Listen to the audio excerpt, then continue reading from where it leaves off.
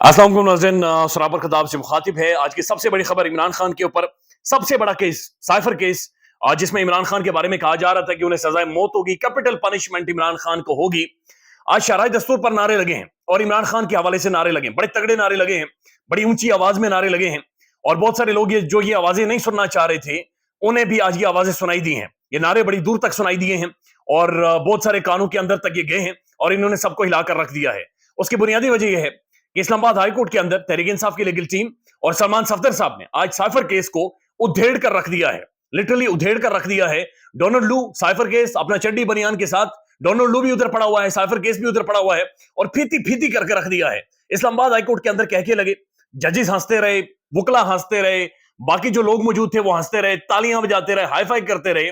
और आज जजेस खुद ये हैरान हो रहे थे कि जनाब कम से कम इसके अंदर थोड़ा बहुत एक कवरिंग के तौर पर, यानी कवर करने के लिए कम से कम कोई लीगल पॉइंट जज अबू असनाद जुल्करनैन शामिल कर लेते, कम से कम कानून का लिहाजी कोई ना कोई एक कानून का नुक्ता भी इसके अंदर मौजूद होता, लेकिन कुछ भी नहीं था। और आज का जो सारा मैच है वो सलमान सफदर साहब लेकर गए हैं और अब महसूस हो रहा है कि आने वाली कल और तकरीबन 2 समातों में साइफर केस तो गयो, डोनाल्ड लू साहब तो गयो, और ये जो इतना बड़ा केस बनाया गया था और कहा जा रहा था कि खान को कैपिटल पनिशमेंट होगी। और इमरान खान अडयाला जेल में कई दफा साफियों से मिले, तो खान बड़े कॉन्फिडेंटली उन्हें ये कहते रहे कि किसी भी आजाद अदालत के अंदर जब ये मामला जाएंगे तो ये 2-3 समातों से ज्यादा ठहर नहीं सकती, क्योंकि इनके अंदर दमखम नहीं है। तो 2-3 अहम नुक्ते हैं जो इस्लामाबाद हाईकोर्ट के अंदर डिस्कस हुए हैं, जिनके बाद साइफर केस के अंदर से जान निकल गई है, वो आपके सामने रख देते हैं। लेकिन उससे पहले अरशाद भट्टी साहब ने अपने व्लॉग में ये खबर दी है और भट्टी साहब ये कहते हैं कि जब से शहबाज शरीफ साहब वज़ीर आज़म बने हैं तो वज़ीर आज़म हाउस के अंदर जो उनका ऑफिस है, पीएम ऑफिस है, उस ऑफिस की दोबारा से ताज़ीन और आराइश हुई, यानी उसको दोबारा से सजाया गया है, दोबारा से उसको चमकाया गया है। और फिर ये भी खबरें आ रही हैं कि वज़ीर आज़म ऑफिस के लिए 6 कुर्सियां मंगवाई गई हैं और ये खास किस्म की 6 कुर्सियां हैं जिनमें एक कुर्सी की कीमत 8.5 लाख रुपया है। एक कुर्सी की कीमत 8.5 लाख रुपया है और 6 कुर्सियां वज़ीर आज़म ऑफिस के लिए मंगवाई गई। ये कैसे मुल्क के बारे में बातचीत हो रही है जिस मुल्क के बारे में बैनुल अक़वामी इदारे ये कहते हैं, मालियाती इदारे ये कहते हैं कि बांग्लादेश से भी ज्यादा गरीब मुल्क बन गया। उस मुल्क के बारे में बातचीत हो रही है जिसकी करेंसी अफगानिस्तान से भी खराब तर करेंसी होगी। ये उस मुल्क के बारे में बातचीत हो रही है जिसका पासपोर्ट दुनिया के 4-5 खराब तरीन या गंदे तरीन ममालिक के अंदर शामिल होता है। और ये बड़ी बदकिस्मती, उस मुल्क का जो एक प्रोटोकॉल है, जो जिस तरह से फैसिलिटेट किया जाता है, जिस तरह से मर्सिडीज और उसके अंदर जो मैट शर्ट होते हैं उनकी जो मैचिंग के लिए 2.5-3 करोड़ रुपए खर्च किए जाते हैं। वज़ीर आज़म हाउस के अंदर कुर्सियों के लिए जो जनाब 8-8 लाख रुपए खर्च किए जाते हैं। और ये वही मुल्क है जहां पर लोगों को आटा बांटा जाता है, रोटी खाने के लिए आटा बांटा जाता है, जिसकी economy agriculture agree based economy है, जो ज़राअत से मुंसलिक एक मुल्क है। उस मुल्क के अंदर आटा लोगों को खैरात के तौर पर दिया जाता है कि आप रमजान गुजारें, और 5 किलो आटे का गट्टू, आटे का तोड़ा दिया जाता है कि 5 किलो आटे में तुम लोगों ने पूरा रमजान गुजारना है, चाहे एक एक नवाला लेकर खाओ या जिस तरह से मर्जी खाओ। उस मुल्क के अंदर यह शहनशाहियत है कि इनकी गाड़ियों के आगे पीछे प्रोटोकॉल, 10-10, 20-20, 30-30 गाड़ियां पुलिस की नफरी सिर्फ इसलिए बढ़ाई जाती है ताकि जो ये जो अशराफिया है इन्हें सिर्फ प्रोटोकॉल दे सके। हफीज पाशा जो इकोनॉमिस्ट है, तगड़े इकोनॉमिस्ट है, उनका यह कहना है कि इमरान खान के दौर में जब से रिजीम चेंज हुई है उसके बाद जो पाकिस्तान की अशराफिया है उन्हें तकरीबन 4 से 5 अरब रुपए का फायदा हुआ है। 4 से 5 अरब रुपए उन्होंने बनाए। अब ये वो वाला टाइम है जहां पर पाकिस्तान की मईशत कोलैप्स कर गई, जहां पर लोगों ने अपनी बच्चियों की बालियां बेचकर बिजली के बिल्स दिए हैं, जहां पर लोगों को रोटी खाने को नहीं है, जहां पर गंदा पानी लोग पीते हैं, जहां पर बच्चों को स्कूल के अंदर नहीं छोड़कर आ सके, जहां पर स्टंटेड ग्रोथ है, जहां पर लोग रोटी पेट भर के नहीं खाते, उस मुल्क के अंदर बताया जा रहा है कि अशराफिया ने बाकायदा से उन्होंने बराह रास्त टेलीविजन शो में यह कहा है कि तकरीबन 4 अरब रुपए पाकिस्तान की अशराफिया ने बनाए। अब अशराफिया कौन है? जाहिर ऑब्वियसली 1% भी नहीं बनते, ये चंद लोग बनते हैं। तकरीबन कोई 100-150 बंदा है जो कि ऊपर बैठा हुआ है और उन 100-150 बंदों ने 4-5 अरब रुपए बाकायदा से बनाए हैं इमरान खान की हुकूमत गिराने के बाद और रिजीम चेंज के बाद से। इसीलिए मुल्क के अंदर हुकूमतें गिराई जाती हैं, इसीलिए एक सियासी अदम इस्तेकाम पैदा करके जो माल बनाने वाले होते हैं वो माल बनाते हैं और उन्हें बहुत सारे फाइनेंशियल बेनिफिट्स होते हैं। अब जो साइफर केस है, एक तो ये बात ज़हन में रखें कि साइफर केस ये बड़ा खौफनाक किस्म का केस था और ऑफिशियल सीक्रेट एक्ट के तहत ये केस चलाया गया, फिर सीक्रेट अदालत बनाई गई। जज अबू असनाद, उसने तो इतनी ज्यादा उस जज ने मार धाड़ की, यानी पाकिस्तान की तारीख में अगर जजेस के कॉन्डक्ट के ऊपर लिखा जाएगा जो, तो ये हुमायूं दिलावर और ये जो अबुल असनाद जुल्करनैन, इनका नाम टॉप के ऊपर आएगा कि जिन्होंने कानून की धज्जियां ऐसे उड़ाई हैं कि यानी दुनिया में ऐसा कभी नहीं हुआ होगा जिस तरह से इन्होंने उड़ाया है। यानी एक टाइम यह आया कि इमरान खान के वकला को भी अडयाला जेल के बाहर रोककर सरकारी वकील दिए गए कि जनाब सरकारी वकील ये जीरा करेंगे اور بہت سارے گواہان جو عمران خان کے خلاف تھے ان کی جیرہ سرکاری وکلا نے کی، یعنی سرکاری وکلا کے ذریعے معاملات کو چلایا گیا. لیکن آج سلمان صفدر صاحب نے ظاہر اس معاملے کو ادھیڑ کر رکھ دیا ہے.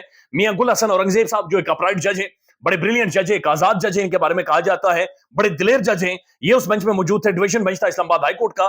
چیف جسٹس اسلام آباد ہائی کورٹ عامر فاروق صاحب موجود تھے، جن کے بارے میں علیمہ خان صاحب کہتی ہیں کہ ان کی ڈیوٹی لگائی گئی ہے کہ عمران خان باہر نہ آئے. بہرحال جب کیس کی سماعت ہوتی ہے تو دو تین نقطے ہیں، بڑے اہم ترین نقطے ہیں جو کہ اٹھائے گئے ہیں. پہلا نقطہ سلمان صفدر صاحب نے یہ اٹھایا کہ عمران خان نے جو سائفر وہ جو پھرلا لہرایا تھا یہ پریڈ گراؤنڈ میں، وہ انہوں نے 27 مارچ کو لہرایا تھا. 27 مارچ کو عمران خان نے تقریر کی تھی اور عوام کو یہ بتایا تھا کہ جناب ایک سائفر آیا ہے، ایک خط آیا ہے، اور ڈونلڈ لو صاحب یہ کہہ رہے ہیں کہ پاکستان کے اندر حکومت کرنی چاہیے. 28 مارچ کی میٹنگ کے بارے میں، یعنی کہ مقدمہ یہ ہے کہ 28 مارچ کو ایک میٹنگ ہوتی ہے برنی گالا میں، اور اس میٹنگ میں یہ سازش کی گئی کہ ہم نے سائفر کو لیک کرنا ہے اور سائفر کو کنٹینٹ کو باہر لے کر آنا ہے. تو سلمان صفدر صاحب نے کہا کہ جلسہ 27 مارچ کو ہوا، میٹنگ 28 مارچ کو ہوئی، تو اس کا مطلب یہ کہ جلسہ کرنے کے بعد جا کر خان نے سازش کی. عمران خان اور جو اعظم خان ہے اور یہ باقی تحریک انصاف کے لوگ بیٹھے، فارن منسٹر شاہ محمود قریشی صاحب، اس کا مطلب یہ 28 مارچ یعنی ایک دن بعد جا کر انہوں نے سازش کی. لیکن سازش جو ایک دن بعد ہوئی 28 مارچ کو، جلسہ ایک دن پہلے کیسے ہو گیا؟ تو یہ ججز کو بھی سمجھ نہیں آئی یہ لاجک یا منطق کہ جناب جلسہ ایک دن پہلے ہو رہا ہے، سائفر ایک دن پہلے خان لہرا رہا ہے جو کہ کاغذ ہے جس کے بارے میں کسی کو علم نہیں ہے، تو پھر 28 مارچ کو کیسے سازش ہو سکتی ہے؟ تو یہ سازش کیسے ریورس ہوئی اس کے بارے میں کسی کو علم نہیں ہے. دوسرا جو اہم ترین نقطہ یہ تھا کہ عمران خان نے سائفر کے ذریعے پاکستان کے کمیونیکیشن سسٹم کو نقصان پہنچایا ہے، پاکستان کی سوورینٹی کو خطرہ ہوا ہے، دشمن ملک نے اس سے فائدہ اٹھایا ہے. تو اسلام آباد ہائی کورٹ کے ججز نے یہ پوچھا کہ سائفر کدھر ہے، اس کے اندر آخر کیا لکھا ہوا تھا، عمران خان نے پاکستانی عوام کو کیا بتا دیا ہے جس سے ملک کو نقصان ہوا. ساتھ ساتھ ججز نے یہ بھی پوچھا کہ برائے مہربانی یہ بتا دیں کہ کون سا دشمن ملک ہے جس سے فائدہ ہوا، کون سے دشمن ملک نے اس سے فائدہ اٹھایا ہے، پاکستان کی کون سی سیکیورٹی کمپرومائز ہوئی ہے. تو اس پر وہ کہتے رہے نہیں جی آفیشیل ایک سیکرٹ ڈاکومنٹ تھا. تو ججز نے کہا کہ کون کدھر ہے، ڈاکومنٹ کدھر ہے، وہ سائفر کدھر ہے، اور میں دکھائیں تو صحیح، بتائیں تو صحیح کہ سائفر کدھر ہے، وہ ڈاکومنٹ کدھر ہے. وہ آپ نے پڑھا ہے، یعنی پروسیکیوشن سے پوچھا، انہیں بھی نہیں پتا، یعنی کسی کو بھی نہیں پتا کہ سائفر کدھر ہے، اس کا کنٹینٹ کیا ہے. لیکن یہ ویسے ہی من گڑت کہانی بنا دی گئی کہ عمران خان نے کمیونیکیشن سسٹم کو بھی نقصان پہنچایا ہے، اور عمران خان نے بنیادی طور پر ایک جو بریچ کی ہے پاکستان کی فورن سیکیورٹی. ساتھ ساتھ انہوں نے جو شاہ محمود قریشی اور عمران خان کی تقریر تھی وہ عدالت کے اندر پڑھ کر سنائی کہ جناب جج صاحب یہ تقریر سنیں، اور اس کا جو کانٹیکسٹ ہے وہ یہ ہے، یہ باتیں خان نے اور شاہ محمود قریشی نے کی ہیں. ان سے آپ خود ہی اندازہ لگا لیں کہ کون سی سیکیورٹی پاکستان کی بریچ ہوئی ہے. وہ دونوں تقریریں سننے کے بعد میاں گل حسن اورنگزیب صاحب نے کہا کہ جناب یہ تو سیاسی تقریریں ہیں، اور یہ لوگ تو سیاسی تھے، انہوں نے تو سیاسی باتیں کی، ان تقریروں کا تو سر پاؤں کوئی نہیں ہے. یہ تقریریں تو دنیا بھر کے ہر ملک میں ہوتی ہیں اور یہ ہونی بھی چاہیے. تو پھر ان کے اندر سیکیورٹی کیسے بریچ ہوئی ہے، ان کے اندر پھر معاملات کیسے خراب ہوئے؟ یہ بھی ججز کو باقاعدہ سے آج سمجھ نہیں آیا کہ جناب یہ شاہ محمود قریشی کی تقریریں، یعنی ان تقاریر کے اندر اصل میں کیا چیز ہوئی ہے جس کی وجہ سے سیکیورٹی بریچ ہوئی ہے، چونکہ کسی کے پاس کوئی ایسا سبسٹنس مٹیریل نہیں ہے جس کے اوپر یہ کیس سٹینڈ کر سکے یا آگے چلایا جا سکے. پھر اعظم خان، عمران خان کے پرنسپل سیکرٹری جو عمران خان کے خلاف وعدہ معاف گواہ بنے ہیں، ان کے بارے میں سلمان صفدر صاحب نے یہ بتایا کہ اعظم خان کو اغوا کیا گیا، ان کے حوالے سے باقاعدہ سے پرچے درج کروائے گئے کہ وہ بندہ اغوا ہو گیا ہے، جبری گمشدہ کیے گئے. پھر اچانک وہ منظر عام پر آتے اور عمران خان کے خلاف گواہ بن جاتے ہیں. تو عدالت کو یہ سمجھ نہیں آیا کہ اعظم خان کا رول کیا ہے. پہلے انہیں ملزم ڈکلیئر کیا گیا تھا، لیکن اب وہ کیا ہیں؟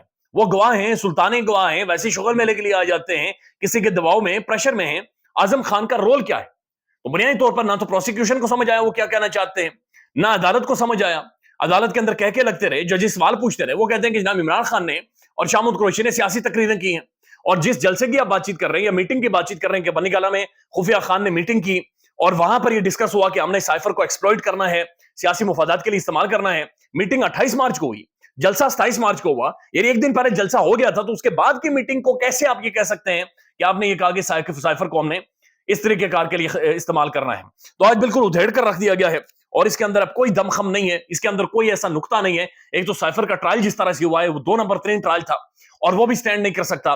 جس طرح سے گواہان کی جیرہ نہیں ہونے دی گئی، جس طرح سے چند دنوں میں تقریباً ہر دن رات 1 بجے تک 12 بجے تک بیٹھ کر جج صاحب نے گواہان کے بیان ریکارڈ کیے ہیں. تو یہ ساری چیزیں کھل کر سامنے آئی ہیں، اور ایسا محسوس ہو رہا ہے کہ کل بھی سماعت ہونی ہے اور اگلی سماعت پر یہ کیس شاید ختم ہو جائے گا. اب ایک اور خبر ہے، اور خبر یہ ہے کہ ڈاکٹر یاسمین راشد صاحبہ نے یہ باقاعدہ سے ڈیمانڈ کی ہے کہ جناب جو الیکشن کمیشن آف پاکستان کے سربراہ ہیں ان کے اوپر آرٹیکل 6 لگنا چاہیے، کیونکہ انہوں نے انتخابات کے اندر نہ صرف دھاندلا پھیرا ہے بلکہ یہ انتخابات نہیں کروا سکے ہیں، اور یہ سنگین غداری انہوں نے ملک کے ساتھ یا آئین کے ساتھ کی ہے، لہذا ان کے اوپر آرٹیکل 6 لگنا چاہیے. خیال رکھیے گا اپنا. اللہ حافظ.